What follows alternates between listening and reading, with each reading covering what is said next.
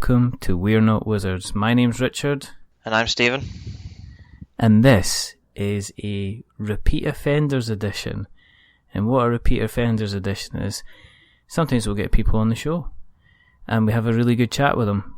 And then a couple of months down the line, I'll think, ooh, I liked having that person on the show. So we asked to get them back on.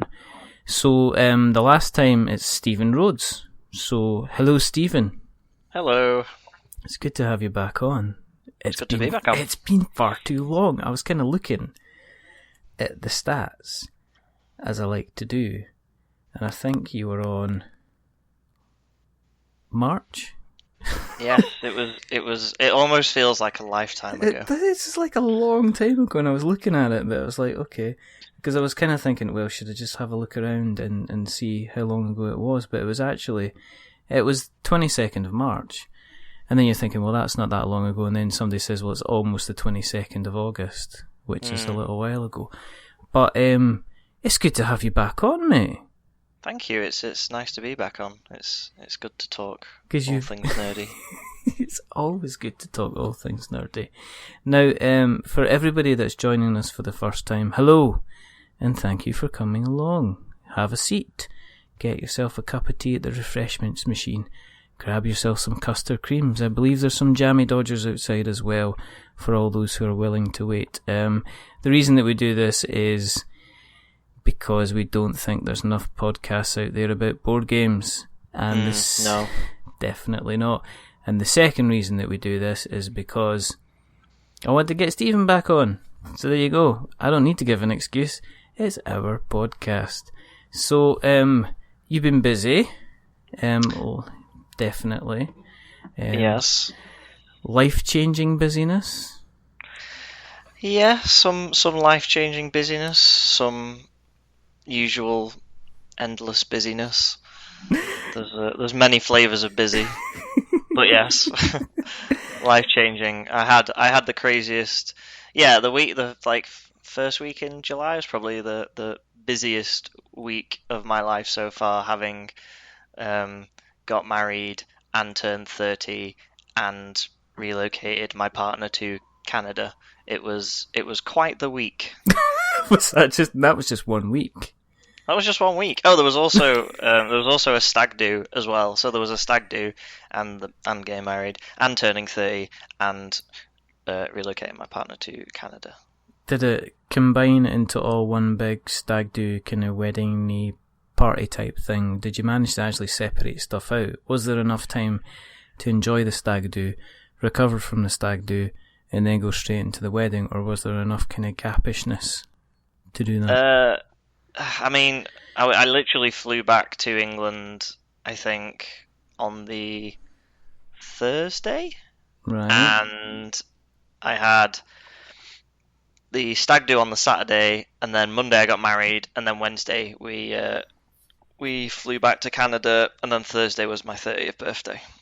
So, and then the days between was basically trying to see everyone that we know in England at once, because I don't go back often, so it was like trying to see everyone, like just who needed to be seen, and we didn't get anywhere near, like we didn't get a chance to see everyone that we wanted to see, which is why it was kind of nice, like having the wedding, because it gave us a chance to see everyone, because we invited everyone to us rather than us having to travel around seeing everyone else. Yeah, it was nice because everyone came to us for a change, so that was quite nice.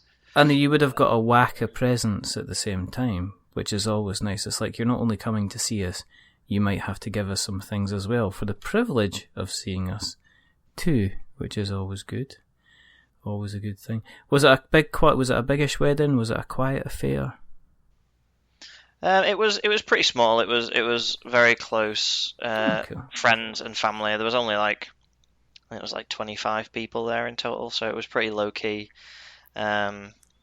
Yeah, it was, but it was very short notice in terms of planning and everything, so it needed to be small, really. Yeah. Did you kind of have your window and then you had to kind of get things sorted out for that kind of time?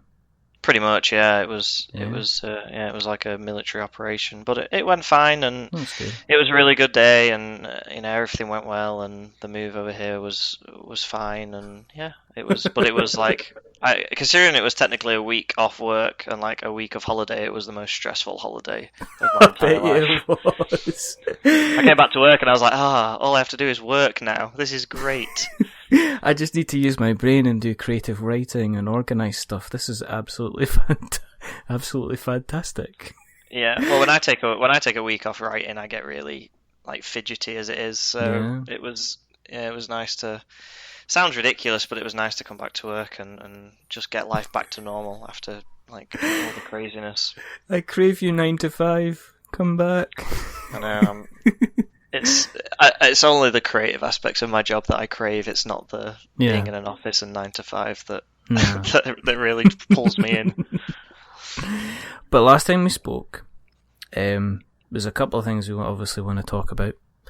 One of the things is, I guess we should touch on the game that you were working on at the time, which was your lovely isometric 3D type little game, 7 Days Long Gone. Yes. How's that going? Is that all kind of wrapped up? Are you getting close to kind of finishing that off as far as... I take it your job's kind of finished on that. Are they moving towards kind of releasing it now? Yeah, it's been going really, really well. The guys over at Fool's Theory in Poland, which is where they're based, they've been working really, really hard. Much harder than I have just being the writer on it, but they've been slogging away, getting the game like looking better and feeling better, and it's all coming together really nicely. My job's not completely over with, but it's starting to wind down. Like I'm still doing some tech stuff and some little bits and bobs here and there, and but yeah, it's shaping up really nicely. I'm like super super proud of it and the work that everyone's put into it. Me. The stuff I've done, as well as Tom, my co-writer on the game, he's done really well, and it's his first game project, like proper game project in the industry. So I know it's a big deal for him, and he's done some super good work. So I'm really really excited now for the game to come out and people to play it and to see what people think of it. It's always nice when you've been working on something for like a year or two or longer, and then it finally gets out there and you get to see what people are doing and what they think, and see the videos on YouTube, people playing through it. It's always a nice feeling. And this polishing, I guess, sorry, not the polishing, but the going back, is that kind of fixing kind of potential loose ends in the kind of the writing side of things, or is this just making sure everything's kind of aligning together, that nothing's kind of left out in the open kind of thing? Yeah, there's a number of factors of what you do. It's a bit of it is like pure editing, where you're like going back and fixing mistakes that you've made in like frantic writing. You've missed like punctuation, grammar, and making sure all the names are consistent and the terms we use are consistent. Yeah. Just making sure everything aligns within the collective vision of the project, and making sure that the dialogue is, because I could rewrite things forever. I could constantly keep going over work that I've written and scripts that I've written. So eventually there has to be a stopping point. So it's good that, there's a finite point where a line is drawn. It's like, okay, we can only tweak things and change things up to this point, and then it has to stop. So I always like having that line in the sand drawn there to work towards. There's been some tweaks made and some corrections, but it's mainly just polishing things up and making sure everything fits where it should do, and that there's no conflicting information. Because sometimes when you write something at the start of the project and then you write something about the same topic towards the end of the project, there's a very high chance that thing could have changed meaning or changed definition or something during the course of the project. Yeah. And so it's always important to go back through the older stuff and make sure that it still fits with the vision of the later stuff. So is Tom like your sanity checker, and are you like his sanity checker, so that you kind of take bits off each other, and you're the guys that kind of drawing the line in the sand for each other and saying, look, you've done everything that you can do with this piece, anything else becomes kind of overwork? And is that how it kind of works between the two of you?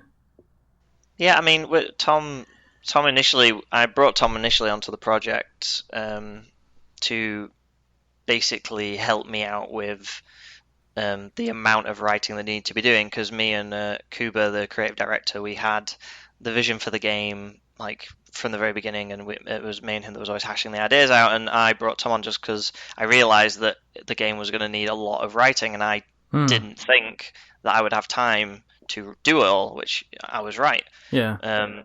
And so I brought Tom on just to help me with the writing, but then he just sort of came into his own when he got on the project, and he really got stuck in and ended up being like, yeah, like, you know, being there in every aspect of the project. And he was helping me.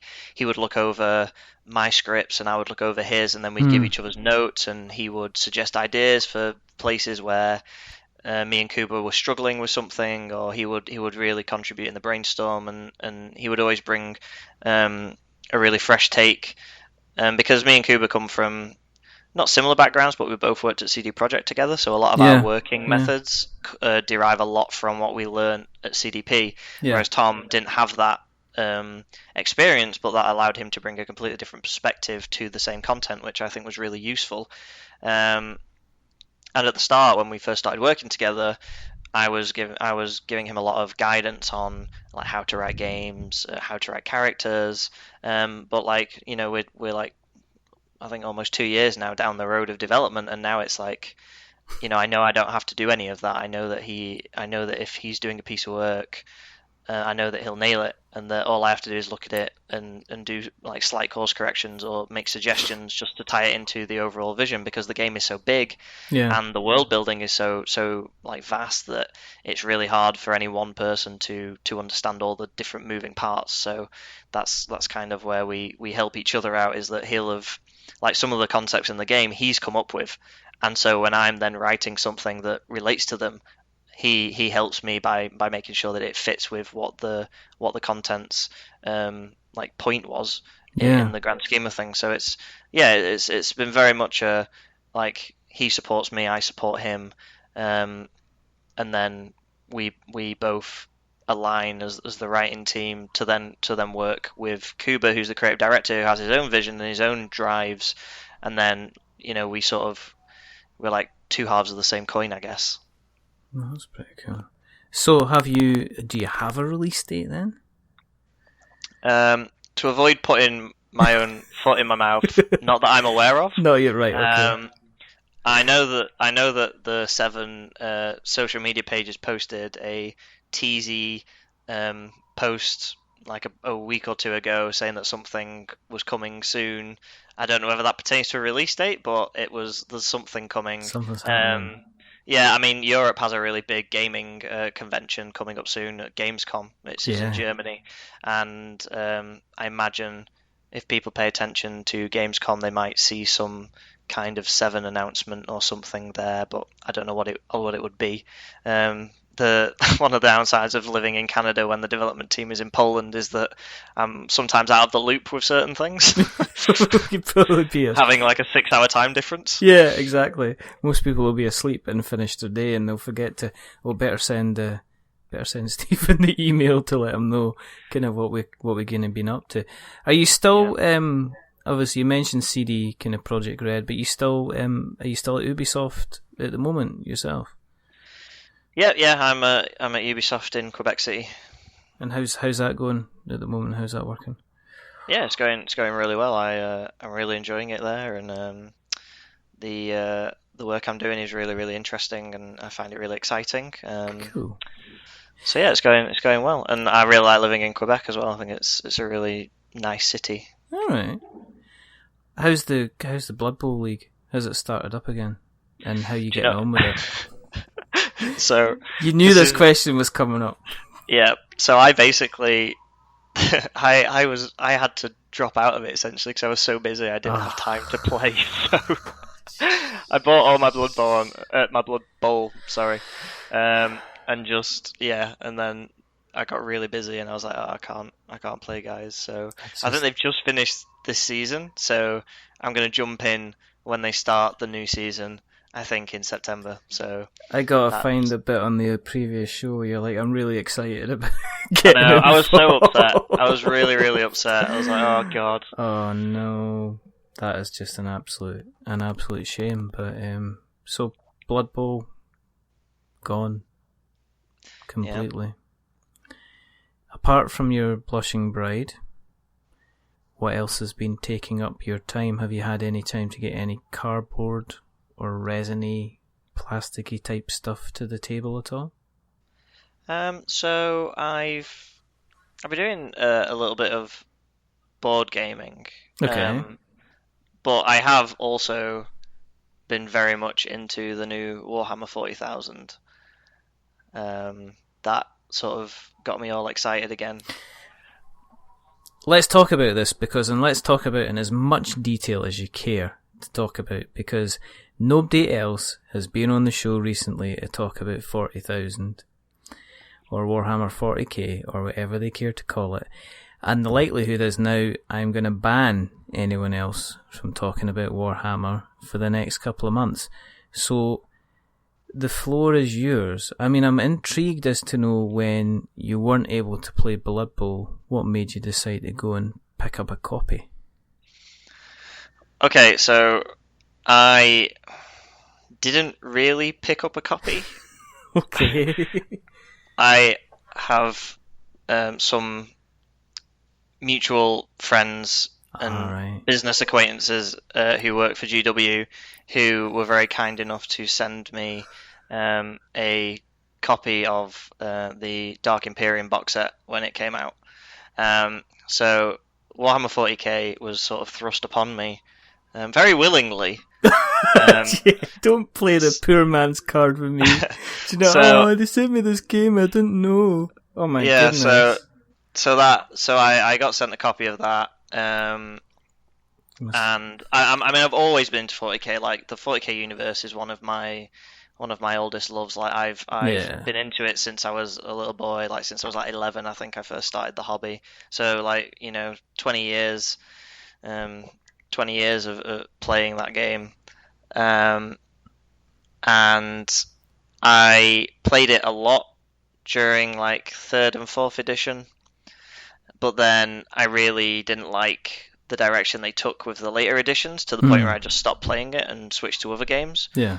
But I really liked Age of Sigmar, and I really liked the natural evolution of 40k from Age of Sigmar, where it still feels very much like 40k, but the rules are much more streamlined and everything plays really smoothly and everything feels relatively balanced.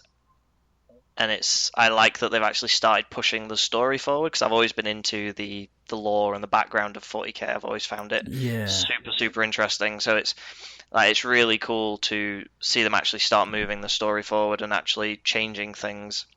So I was just like, for me, 8th edition is like the ushering in of the golden age of 40k. I think this will probably be the best time for 40k players and for the setting itself. I think this will be a boom of the thing. I think you'll see them push it everywhere. I think it'll start like branching. I mean, they announced yesterday they've partnered with a new RPG company to make I think it's called Wrath and Glory, a new 40k tabletop RPG.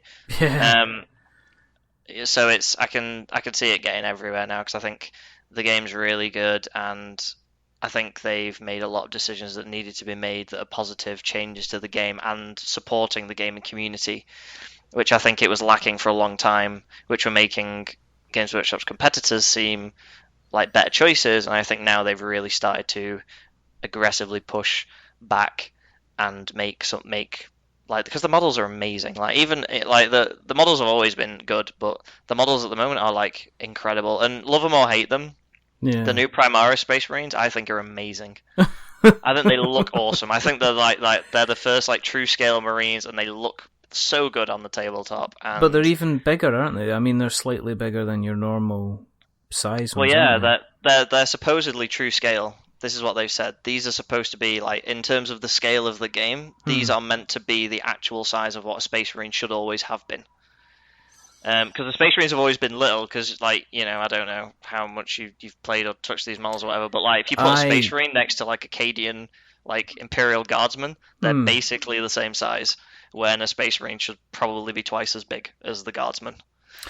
Well, I mean, in all fairness, I kind of I cut my teeth on a copy of Space Crusade, which I was shown off some photographs, and then headed into Advanced Space Crusade, mucked around with some orcs for a while as well.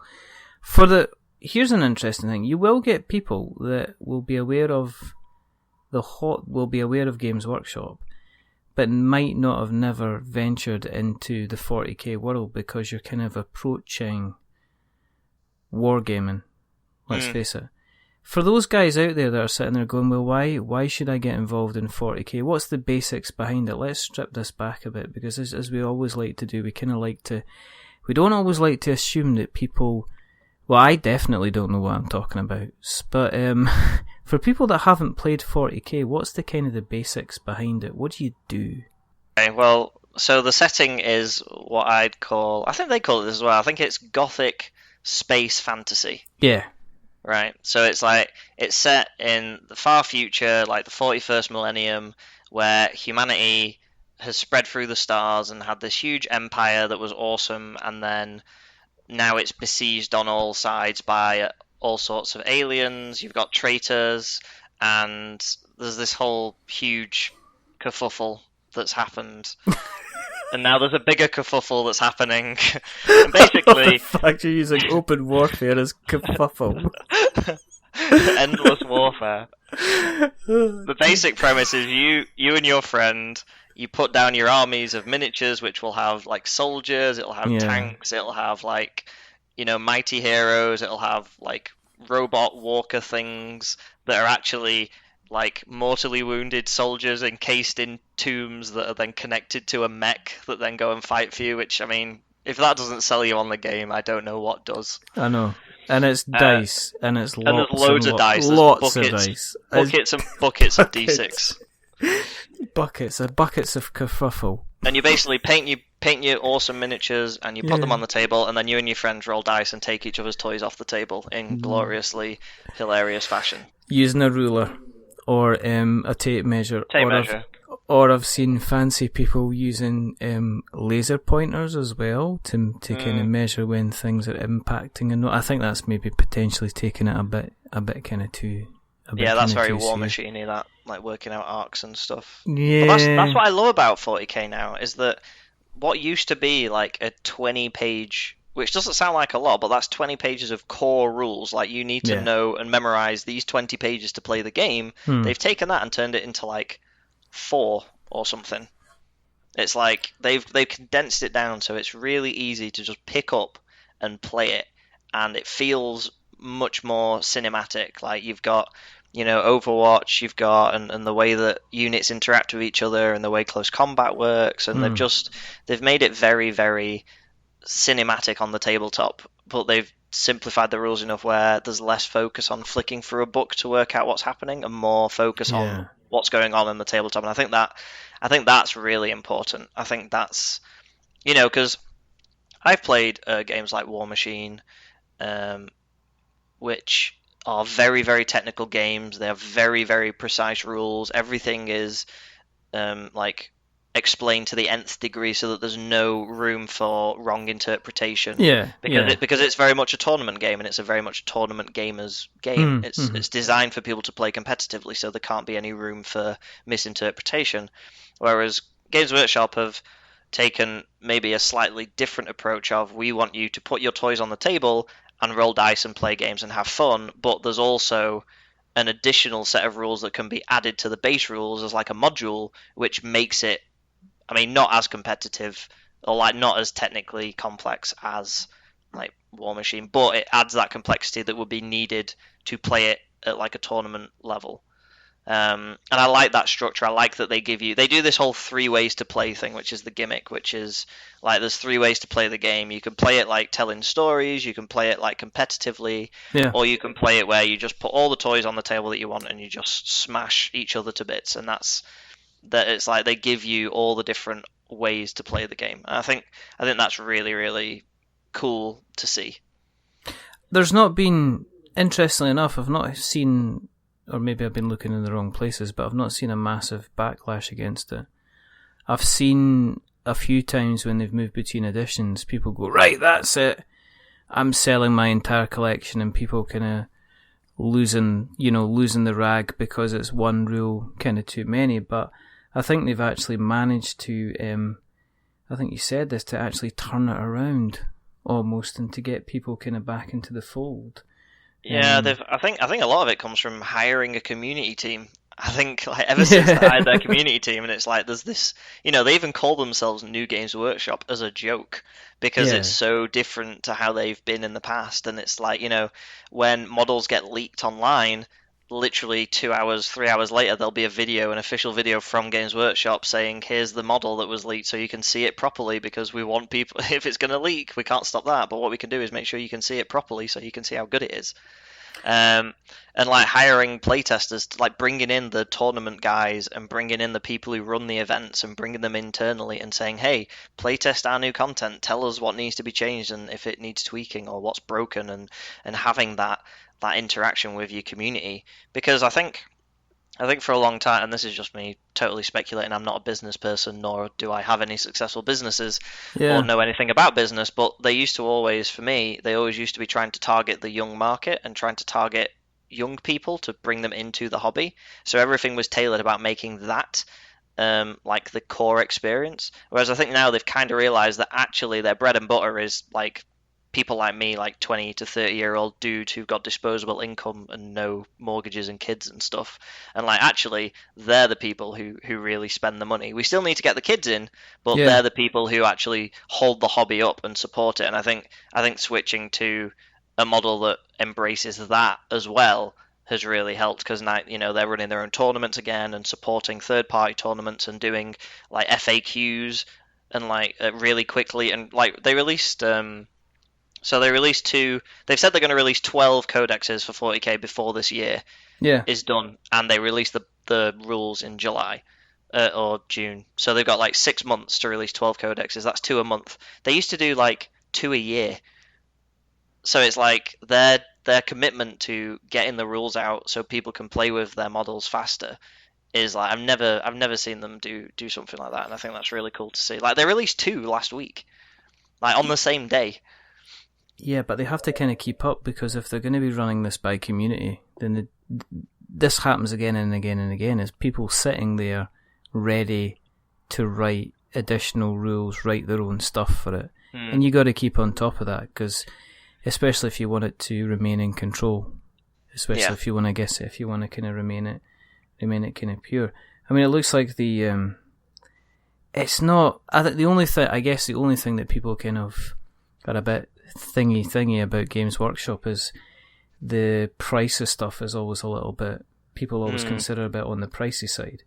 But then, I mean, looking at the site, you're looking at a set of Dark Elders is about €65, which is about £57. Yeah, I mean, so it's not a cheap hobby, but I don't think it's ever been a cheap hobby. Like I think it's always been expensive. You know what? There used to be. I used to hear it called like middle class hammer. Or something to those lines. It probably wasn't that, but it was something on those lines. It was basically like, it's such a toffee hammer. It's like, it's because it is. It's like that's not even being silly. It's like it's a really expensive hobby. If you compare it to any other kind of hobby, it's pretty expensive. Which is why, I mean, they've been really smart with the release of 40k. They did like the big Dark Imperium box set, which was like £120, and it has like the hardback book in it and 2 really nice armies in, which is a great value. But for like a kid wanting to get into it, that is a crazy amount of money to drop. But so they've done like 3 or 2 smaller versions, which are like basically giving you the same kind of thing, but just smaller. So like the smallest one is like, I think it's like 30-40 quid, and it gives you like 2 squads, and it gives you like a bit of terrain, and it gives you a little pamphlet for the rules. And then they've got a middle ground, which gives you a couple of units per side and like a miniature version of the actual book and some other bits and bobs. And then they've got the big version. So it's like they've done multiple price points so that you can enter the hobby at different values. And I think that's really smart as well, because it is super expensive. And I think in the new rules from what I've seen, I haven't actually like played much of it yet. I've played like a couple of games, but you don't need as many models, it seems, to play the game. Oh, I remember seeing like massive. I mean, even if I go to Dwarf on the Friday, and there's an entire, the main community hall is kind of open to the war game guys, and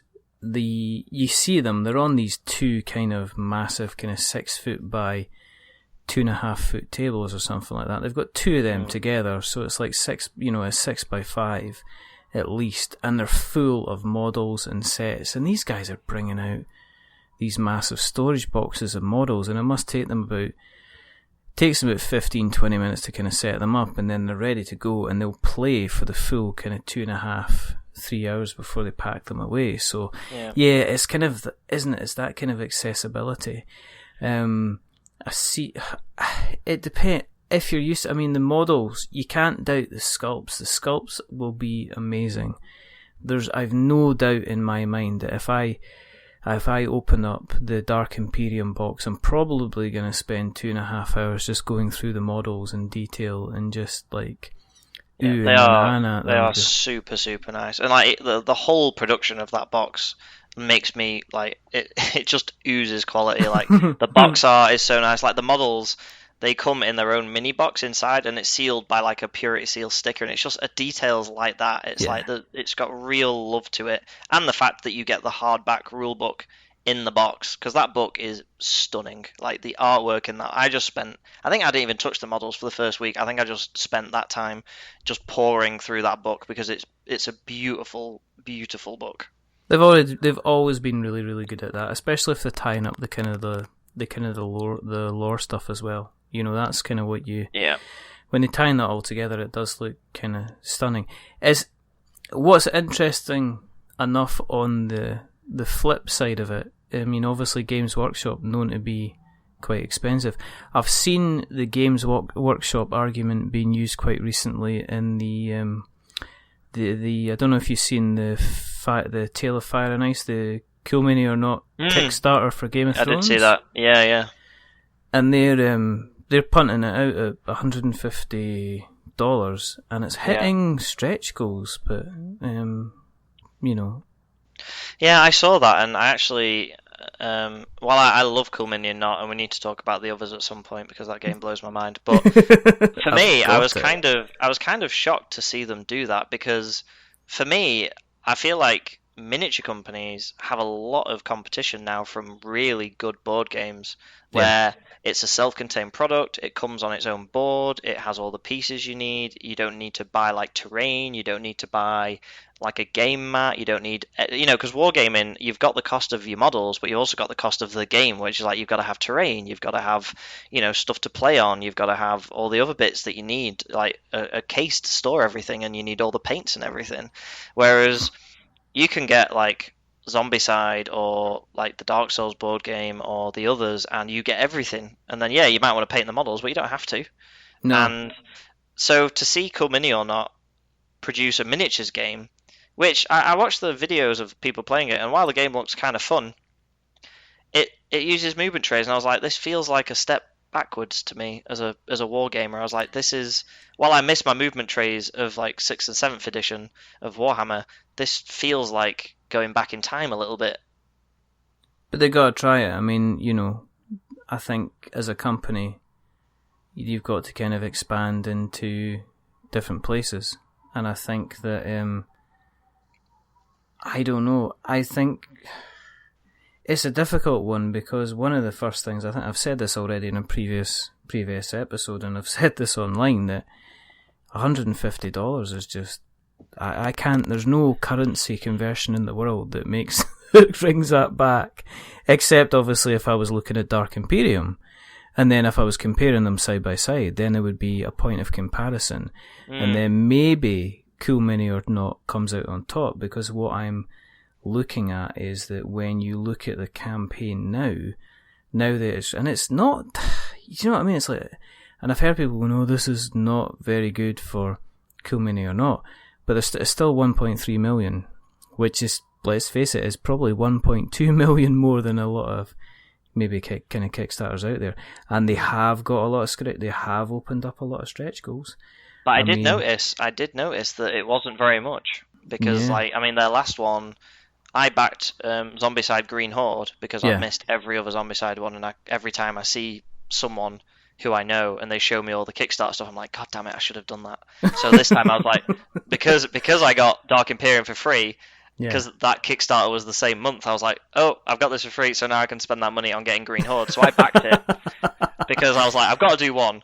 But like that made like I think 4 or 5 million, and then the Rising Sun one that happened before it was like even more. It was like 7 million. I was like, so to see, I think it's telling to see the miniatures game that they've now done to only do just over 1 million. I think that is a telling. I think that's just as telling as anything else. I think that shows you the popularity and the accessibility that board games have over miniatures games, because the box set looks good and like the miniatures look amazing, and they always are amazing. Yeah, of course they will. Yeah. So that's not, the quality is not an issue, but like, you know, you do need like a game mat, and that's part of like, you can buy them extra as part of the thingy. You need a game mat, and you need like terrain and stuff like that, and it's, you know, they do like, oh, you can get like cardboard ones, but here's some plastic ones. So it's like, it's just all that extra stuff on top, and the fact that the Cool Mini on at board games, even when the miniatures aren't painted, the game still kind of looks good because you're using full color like environments and stuff. Yeah. Like playing with grey miniatures on grey movement trays on flat like terrain that isn't really coloured. On kind of like a fake kind of wooden effect kind of flip table that you would normally have at these things. Yeah.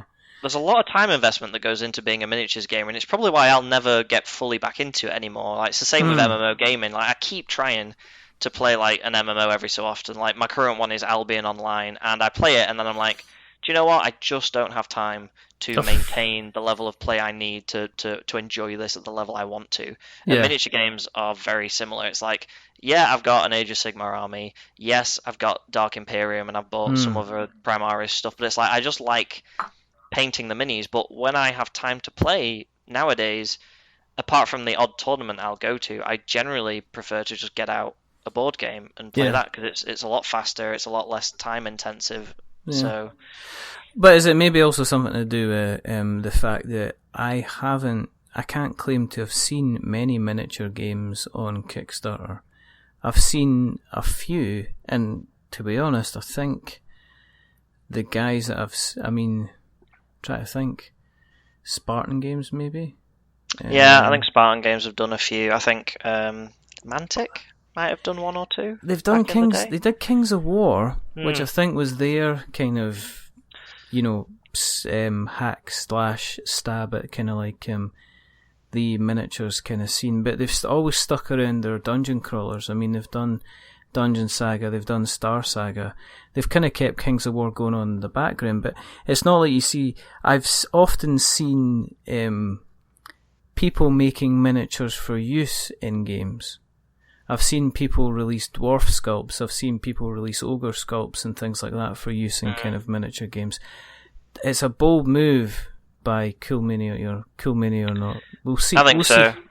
We'll see how it pans out. I also think that they've missed a trick by not including any of the cool, fantastical stuff with it. Yeah. Like, it's just dudes in armor killing dudes in armor. It's like if there was a White Walker army, or like dragons or something. It's like if there was like armies of those guys, I'd be like, oh, that this is kind of cool.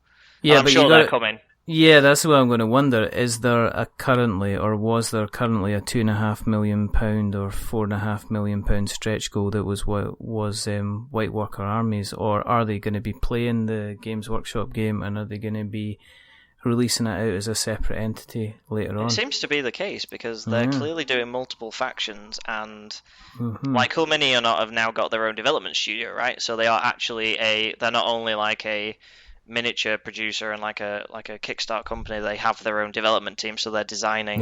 They've hired Eric Lang and a bunch of other talented people to have in-house. So maybe this is their push. They're like, I mean, Fantasy Flight are doing it as well. Like, clearly I'm just wrong about the miniature game thing, because in the last year, Cool Mini or not have made their own miniatures game, And Fantasy Flight also branched out into miniatures games with their Rune Wars, whatever that's called, which is like, again, yeah. you know. We'll need to see. As I say, I think it's a difficult game to get into. I think the guys with the disposable income, maybe, I think Mantic and Games Workshop have certainly kind of maybe almost grabbed them for a while, so to try and pull them away. Well, and Privateer. I think Privateer has been the biggest success boom in, because Games Workshop have always been around. Yeah.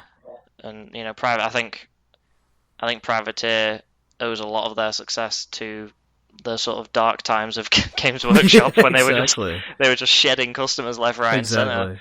But now that they're back on form, I think they are a leviathan to go against to try and compete in the same arenas is difficult. But I think if anyone's going to do it successfully, it's probably Fantasy Flight and Cool Mini or not.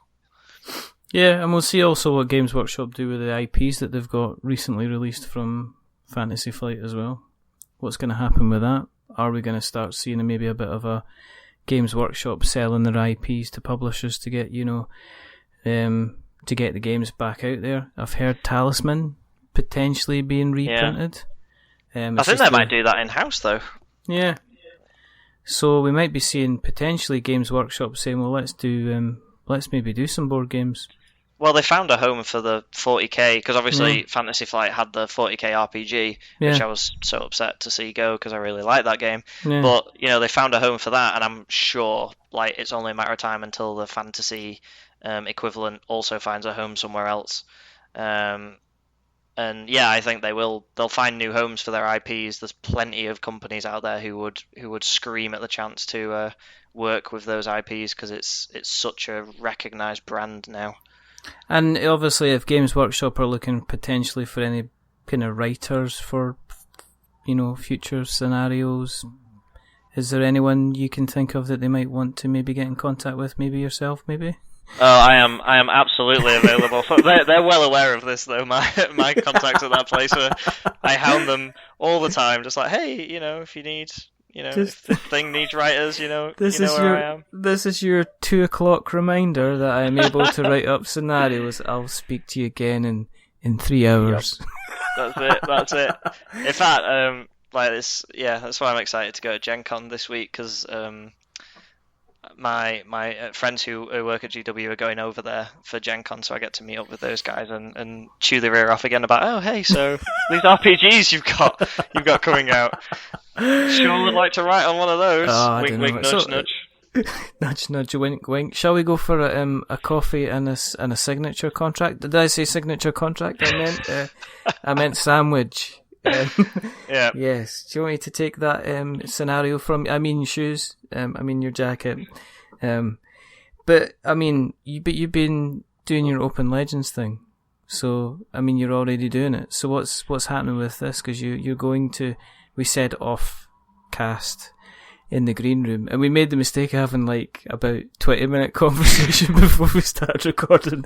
Then I went, oh, we better start recording because this is good stuff. But wasting all the good stuff off air. No, we could be recording for 3 hours and it would all be pure gold, Mr. Rhodes. You know that. Stop. Open Legends. What's been happening with that? So yeah, I've been writing for Open Legend for I don't know, probably 4 months, 3 months, something like that. Yeah. And yeah, Brian, who owns Open Legend, he did the Kickstarter. It's his project, his company.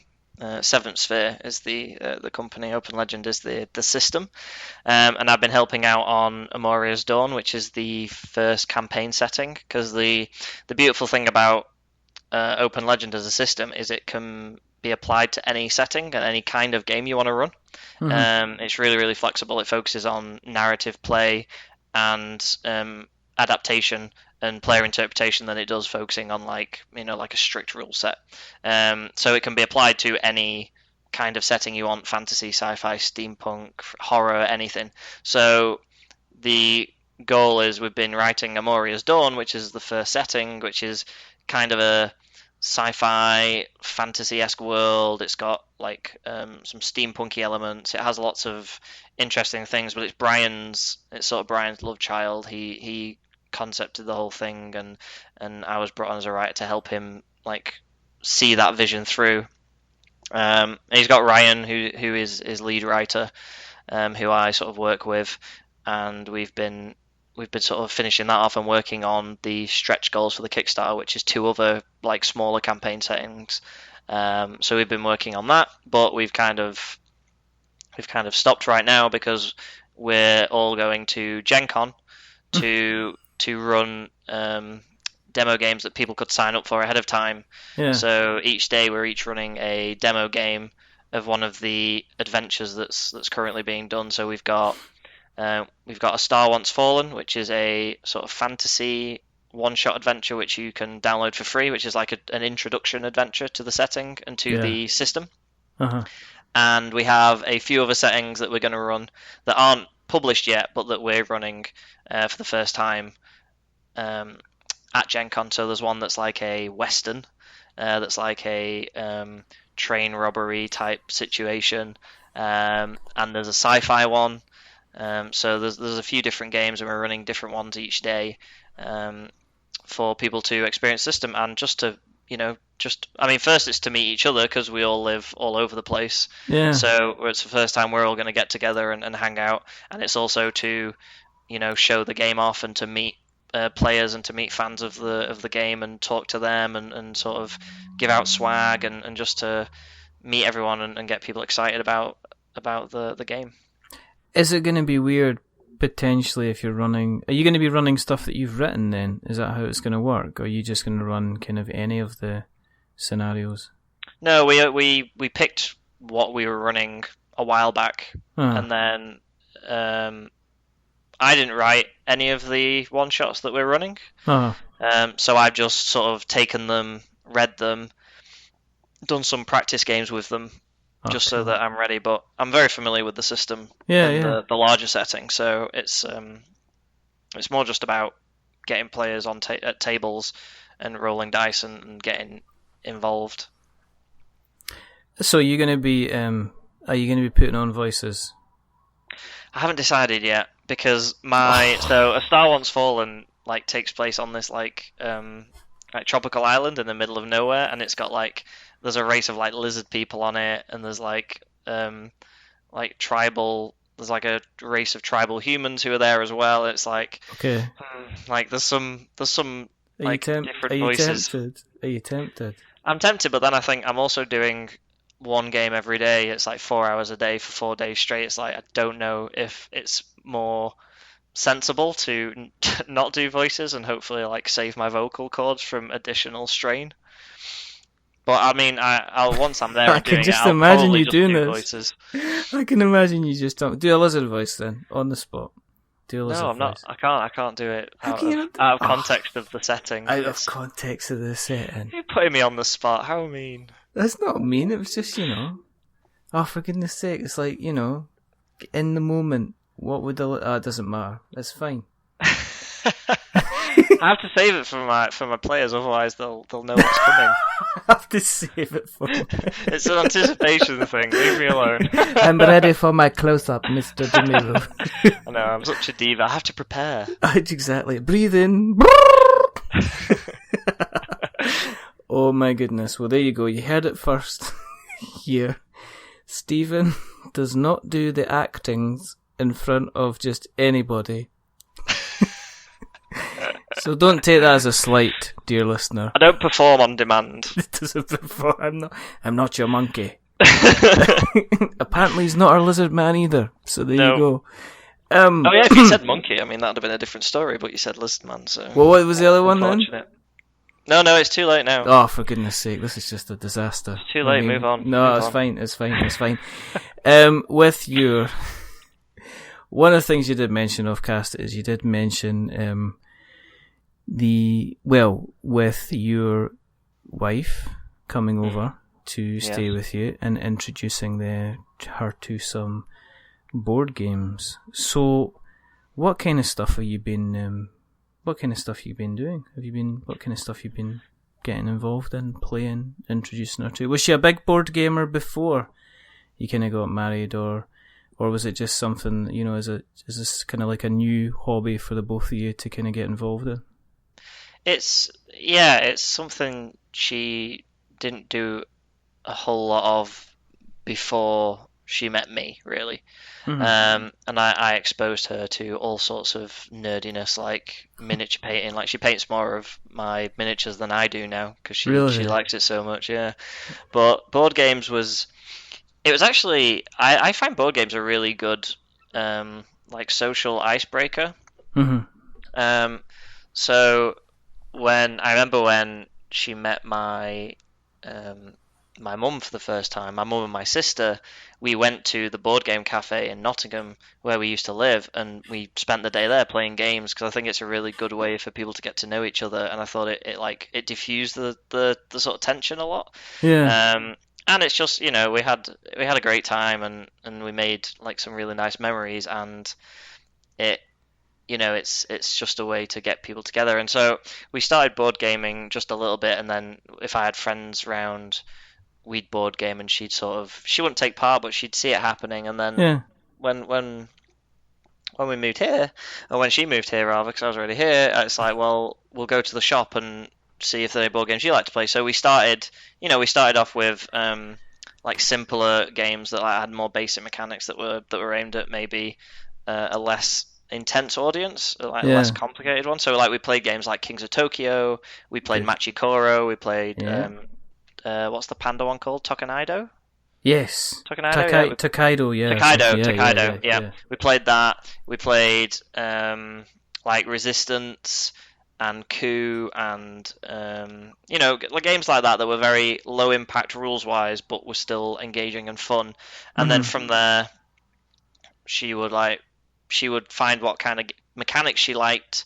So she really liked Machikoro because it was like a settlement building game. So then we looked at other settlement building games that were slightly more complicated, and we just went from there. And now like we have sometimes we'll have friends round for like a board game night just because it's a cheap night in, really, isn't it? You get friends round, a Yeah. couple of drinks, and you play board games. So yeah, we don't do it a lot, but there's games that she likes, and then from that, I've also introduced her to role playing games and doing that, and she seems to really be enjoying that side of things as well. So has she been in kind of involved in the Open Legends stuff then as well? She's been like my guinea pig for Gen Con, basically, her and her friends, Oh. because they've been saying they wanted to try role play out. So I was like, well, and they've been hounding me for a while to do it. So this was a really good opportunity to not only test the settings for me, but also to run it for them. And Open Legends Yeah. it's a really good learning setting system. Like it's simple enough where it's very easy to learn how to use it for someone Mm-hmm. who hasn't played a role play game before. Because a lot of the systems I like, like D&D, and like the Star Wars systems and like Lovecraft, like the Call of Cthulhu, they're quite intensive. There's a lot of stuff going on. I Yeah. mean, Yeah. it's GM discretion. You can have as much or as little going on as you want, but I like to run D&D as is written. I like it to be like quite a robust system. But Open Legend, because it's very freeform and it's very much down to player action and giving players the sort of space to breathe creatively. I think it's really good at introducing new players to the concept of playing a tabletop role playing game. So yeah, that was really good, and that went down really well. Do you think you can push her into Dark Imperium? Um, no, I don't think she'll ever play tabletop But she games. paints. Yeah, she paints. She likes painting them, and I think she'd play like a more board gamey one. So like we've got Silver Tower, we might Yeah. give that a go. Something a Uh-huh. bit less. Because I think war games are quite intimidating. It's like you've got loads of miniatures, you've got this huge board, you've got terrain, you've got a bucket of dice. It's quite intimidating. When you've got a board and spaces and it can be broken down a bit more, I think it's a lot easier to get into. But I don't know. I don't know how that will go down. Have you? I mean, are you looking around at games? Have you guys played Viticulture? No. You should have a look at that. It's a nice little gentle worker placement. Have you played any worker placement games at all? Yeah, we've played like Waterdeep. Oh yeah, okay. And what's the other one?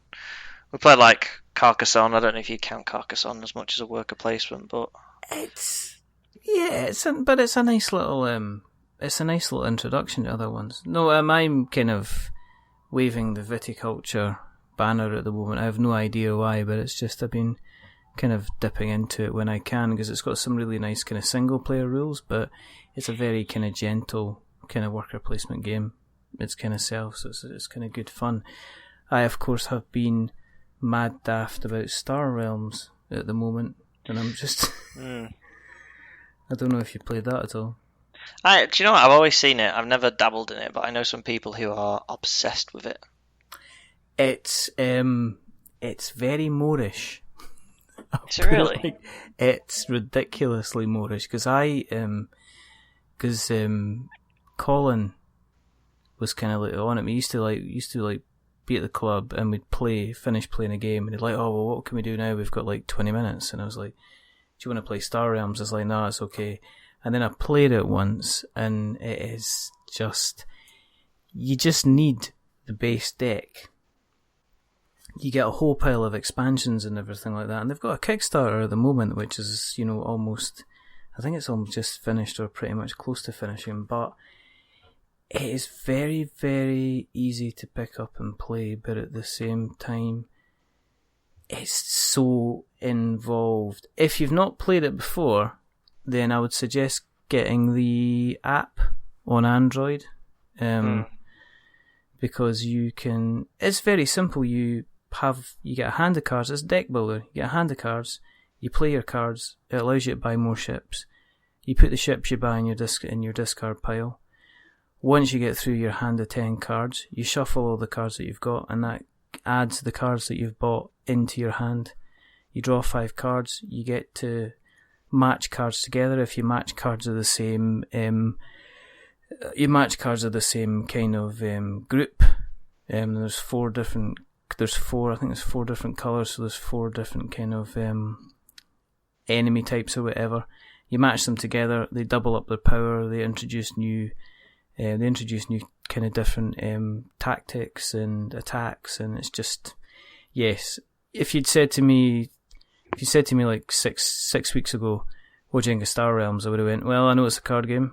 If you ask me now what I think of Star Realms, I think it is extremely elegant and extremely easy to play, and I've usually got about 2 games on the go on my mobile at any one time, including try to beat Colin, and Colin is kicking my ass at it because he knows the intricacies of every single card. But it's definitely worthwhile.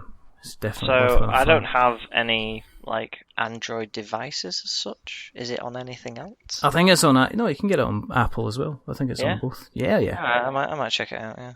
Yeah, it's definitely good fun. I think it's crossplay as well, so you can play. It doesn't matter what device it's on. It goes on to the same server, so you can play whoever. So is it single player? Like, forgive my ignorance. Is it single player or is it like competitive? You can play single player, so you can play against AI, or you can play against other people, or you can play kind of online matches, or you can play a little kind of campaign. But okay, I didn't know that because I love my card games. I absolutely adore card games. So yeah, I'll check that out. Yes, check it out, and I'll I was going to say. So can we play? Could we play then? Yeah, absolutely. Yeah. Okay. Yeah. Yeah, I might check that out. Fantastic. I shall look forward to seeing you in the field of combat, sir.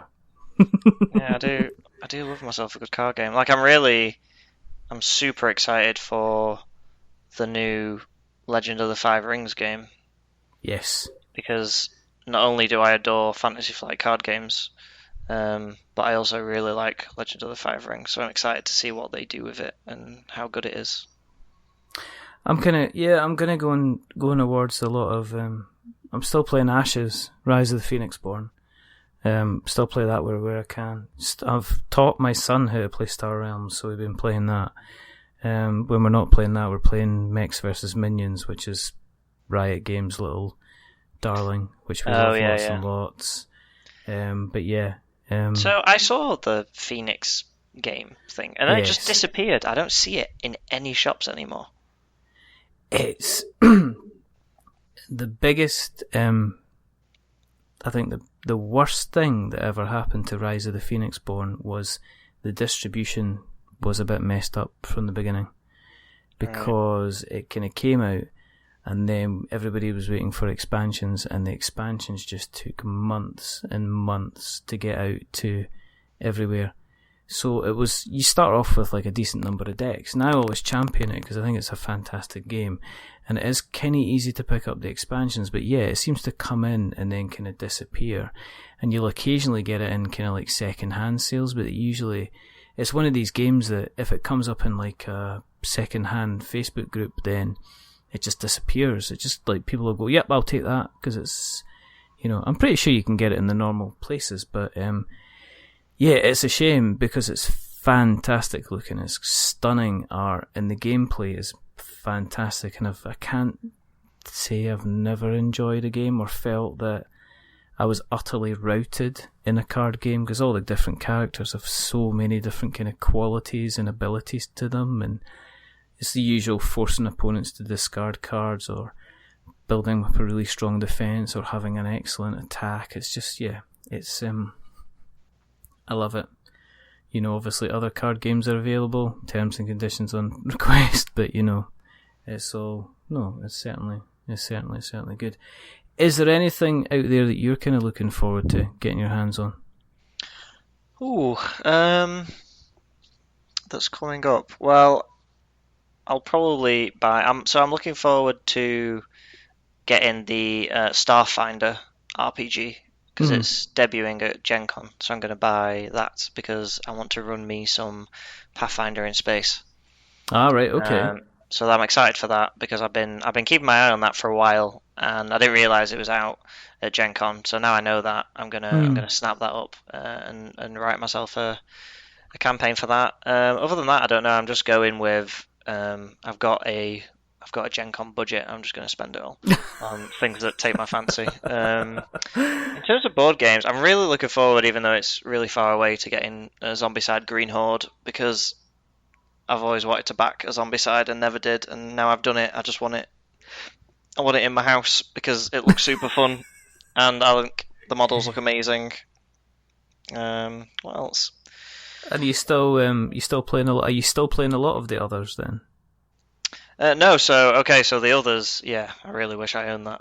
A friend of mine, a colleague, he's one of my like sort of board gaming buddies. He bought off a friend the entire Kickstarter that they got and then didn't open, and so wanted to sell on. And he got the whole game and all of its back Kickstarter things and all the expansions for it for like $300 or something silly. That's ridiculous. And yeah, it came and it was just like, we've only played the base game, but there's like three major expansions, the 5 additional sins that you don't get in the box, and then a bunch of other little like expansiony bits. But I was completely blown away by that game. I thought it was incredibly fun to play, because it's like Zombicide, as in you have your team, and there's like, you can play 4 of you, or you can play 1 of you, and it's got really nice like board terrain, and the rules are really clean and elegant. But then, rather than the bad guys being controlled by a deck, you have a player being the bad guy, and you get to control stuff. And you don't have a turn per se; you have reactions. So you get a number of reactions you can take, which are like basically your turns, and you can take them. You can take one after any player's had their turn. So you can take them when you feel it's most tactically advantageous. And you have like a deck of cards that you do, and the good guys have objectives that they have, like a mission structure that they have to follow. So they have to do one objective, then they move on to another objective, and there's like choices that you can make at which objective you do. It was really, really, like, the replayability of that game is you could buy that game and its expansions and probably never play another game for like 10 years because there's so many things to it. Yeah. I mean, sometimes, it's under my bed. Oh, get it out and play it. I don't need lectured. It's amazing. I know, but I've still got, there's Cry Havoc sitting here, which was recommendation from a friend that I got hold of it that way, and that needs to be played. Yes, the others will go on the list. I've got the Bloodborne card game to play. That's super fun. Super fun. Heard good things. I've heard people that went, oh, it's not as good as it could be because it's not. I think the Dark Souls board game maybe diluted the excitement for that because I think it kind of came out or was accessible at the same time. So people went, oh, Bloodborne card game, and then went, oh, Dark Souls. Also, the card game kind of focuses on the least fun part of Bloodborne, which is the Chalice dungeons, rather than like fighting the big cool bosses. I know. But it's good fun because it has that level of, it's almost like a really dark fucked up version of Munchkin to an extent because it's like you're kind of working together but you also kind of want to fuck other people over, and it just has that, but it's also this weird gothically Lovecraftian scary game full of monsters and weird things. But yeah, it's good. I really like it. I think considering it's like $30 or so, it was $30 in Canada. So it's not expensive. No, it's not. I think the artwork's really nice, and I think the game plays really well. I mean, it's not like, it's not going to be on my Game of the Year list or anything, but I don't regret buying it, and every time I get it out, I have fun with it. So, it serves its purpose as a nice little card game to just pull out and play. It probably sits in similar vein to like Star Realms. It's like, oh, we've got like 20-30 minutes to kill. Oh, let's play the Bloodborne card game. Oh, I think you'll have to play Star Realms and then you'll see. I've already downloaded it. I've got it on my phone already. Oh, have you? Okay. Yeah. Well, you can find me. And this is for anybody, if you are looking to play a game at Star Realms, you can find me by my username is Revatar, which is REVATAR. Come and find me. And let's battle. Come and face me. Come and face me now, or I'll come and get you. We started off by talking about the writing. What have you got? Anything coming up? You're planned that you're excited about? You're looking forward to that you can even talk about? Because I'm aware there's probably somebody saying, "Oh yeah, there's Resident Evil 9, The Quickening coming out," but I can't talk about that. There's we're already talking about the next Witcher game. I'm sure there's a whole pile of stuff, but is there stuff that you are that you've got lined up, which you're quite excited about, which you can talk about in terms of the writing? I'm really excited about the Open Legend stuff. I think it's really it's coming along really nicely, and it's sort of my first foray into like professional RPG sort of writing and production, so that's really exciting for me. I'm really excited to see that come out and hopefully be received well. I'm also still writing my homebrew D&D campaign. That the first part is almost finished. Almost. So it took a bit of a backseat for a couple of months while I did other things, but yeah, I've gone back to it now. Only part time because I've got other commitments. Obviously, yeah. But when I get like a spare hour or two or whatever, or like just before bed, I go and do a little bit to it. So I'm hopefully going to put that on the DMs Guild before the end of the year, because I want to run it through my editor to correct all of my obviously horrific grammar and spelling errors that I've done, because it's actually, I didn't think writing like a RPG adventure would be so many words, but it's like I was just writing it away and I was like, oh, it's almost there, and then I was like, oh, I wonder how many words it is, and it was like 15,000 words. I don't even like if I'm writing a novel or like a novella or something, I feel 15,000 words. Like, I feel like I've written it. I'm like, wow, that was an arduous trek through 15,000 words. But when I was writing this, I was just hammering it away and just doing it. And I looked down, it was this monster thing, and I was like, my God. They're big. They're like, newsflash, RPG books are big. They have many words in them. I don't know if you were aware, but there's quite a number of words. Yeah. I mean, I'm just looking at the rain, and it's looking a bit wet as well. Yeah. in other ones of today's statements. If people want to keep an eye on the stuff that you're up to, where can they find you on the internet? And I can tell them if you want, because I've got the show notes from the last time. No, I have them. I think I have them remembered. They can find me on Twitter at Rhodes_writes. Yes. And they can find me. Well, they can find my website, which is also like my blog where I talk about things, at rhodeswrites.co.uk. And you can find out about Open Legend RPG at openlegendrpg.com. Yes, and 7. You can find out about 7, the indie game I've been helping to create at 7-game.com. That's right. Nice. //en, but I think I just added a bit too much.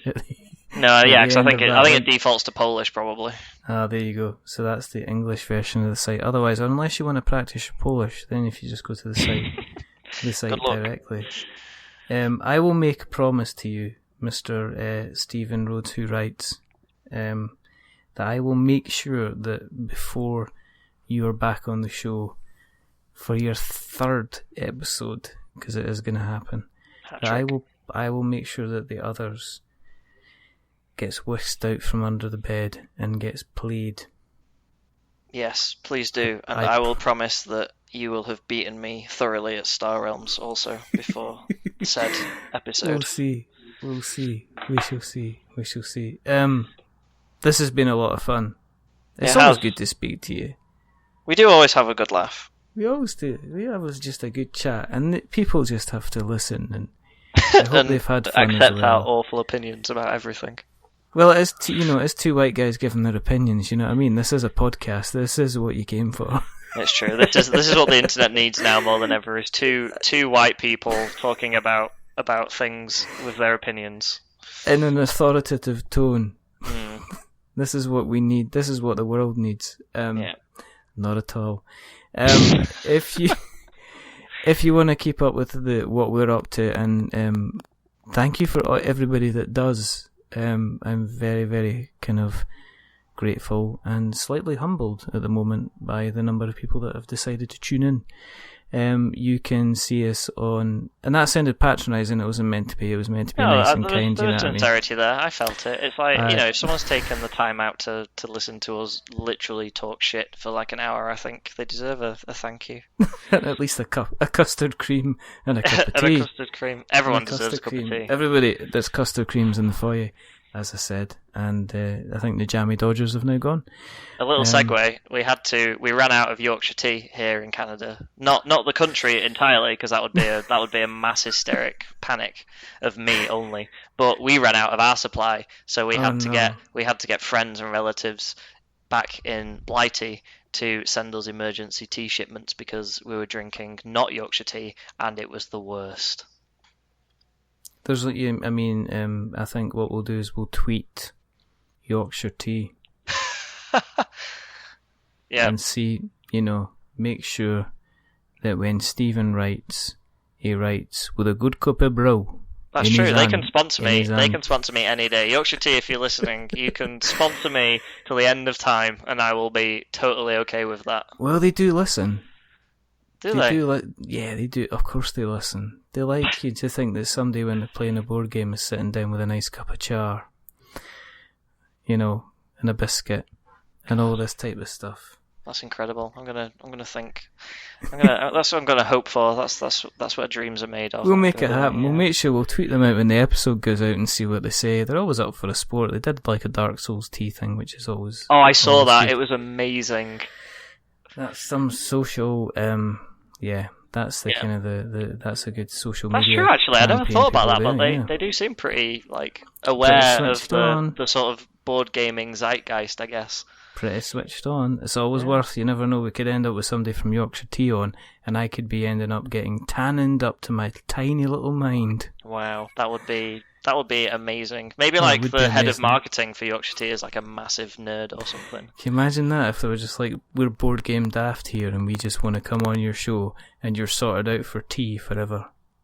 They send you like a lifetime supply of tea and mugs and all sorts. Just like a lorry just turning up. And we end God. up getting the We're Not Wizard logo goes on tea bags and tea bag boxes all across the country. Can you imagine?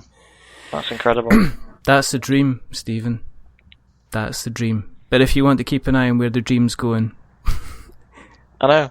I feel like my life isn't like successful now until I get sponsored by Yorkshire Tea.